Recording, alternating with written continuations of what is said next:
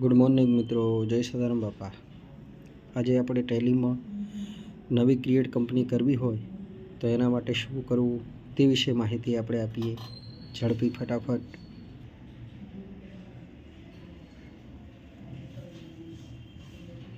તો બંને ભાઈઓ એમ કિશન એક એન્ટ્રી નાખી દો.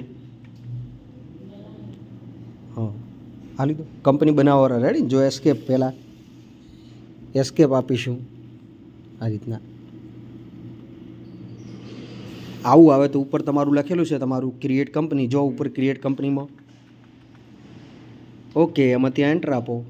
ઓકે, જો લખેલ આવી ગયું ભાઈ કંપની નેમ, તો લખો તમારું કંપની નામ.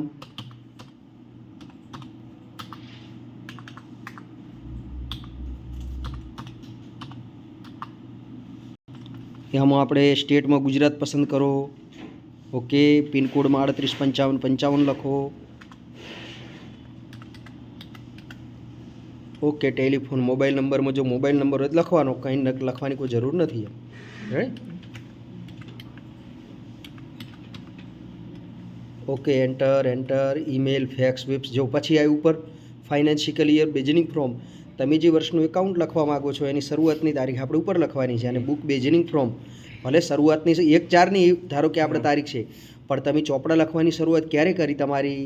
ચલો દિવાળીથી ધારો કે તમારો ધંધો વેપાર શરૂઆતનો થયેલો હોય તો ત્યાં જે તમારો દિવાળીથી હોય તો ત્યાં તારીખ કહેવાનો મતલબ શરૂઆતની જે તારીખથી તમે નવા ધંધાની શરૂઆત કરી હોય તે આપણે બુક બેજનિંગ ફોર્મમાં લખવાનું છે. ત્યારબાદ એન્ટર આપી દો, બંનેમાં સેમ રાખીને. Okay, enter. હજુ એન્ટર. હજુ એકવાર એન્ટર. ઓકે, એકવાર જોઈજો બસ. હવે આ જો લખેલ આવ્યું કંપની ક્રિએટ સક્સેસફુલ, રેડી.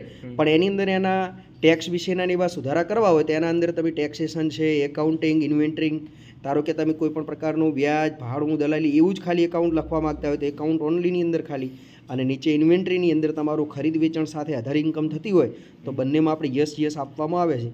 ત્યાર પછી તમે કંટ્રોલ સાથે એ આપી દો એટલે તમારી કંપની ક્રિએટ થઈ જશે. ઓકે, જો કંપની ક્રિએટ થતાની સાથે જ 5 ઓપ્શન છે તમારા. ફર્સ્ટ નંબરમાં છે આપણે માસ્ટર, રેડી. પછી ટ્રાન્ઝેક્શન, યુટિલિટી અને રિપોર્ટ. એ તમારું ક્રિએટ દ્વારા શરૂઆતની બાકીઓ નાખવાની છે આપણે.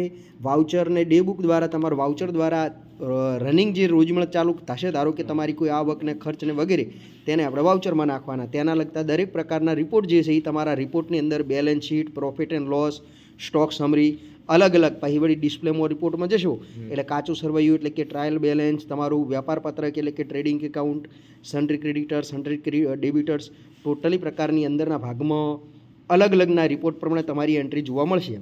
રેડી. શરૂઆતમાં નાખવાનું છે માટે આપણે કીધું એમ ક્રિએટમાં જો અને ક્રિએટમાં જઈને એન્ટર આપો એટલે તમારે એમાં ઓપ્શન આવશે કે તમારી શરૂઆતના માલ સ્ટોકની એન્ટ્રી કરવી છે કે આપણે લેઝર બનાવવું છે. તો જો બીજા નંબરમાં આવ્યું લેઝર, ઓકે, ત્યાં જઈને એન્ટર આપો. ઓકે, હવે જો એની અંદર તમારા શરૂઆતમાં તમારા જમા અને ઉધાર, ધારો કે ડેબિટ ક્રેડિટ બંનેમાં તમારી જે એન્ટ્રીઓ છે તે તમારી વારા ફરતી નાખો. અને એની અંદર ટોટલીમાં આપણે અંદર ગ્રુપ આપેલું છે કે તમે જે એન્ટ્રી કરો તે કેવા પ્રકારનું તમારું લેઝર છે અને તેને કયું ધારો કે આપણે ગ્રુપ અસર કરે છે. અને ત્યારબાદ નીચે આપણે ઓપનિંગ બેલેન્સની અંદર રકમ નાખી દો. ઓકે, કરો.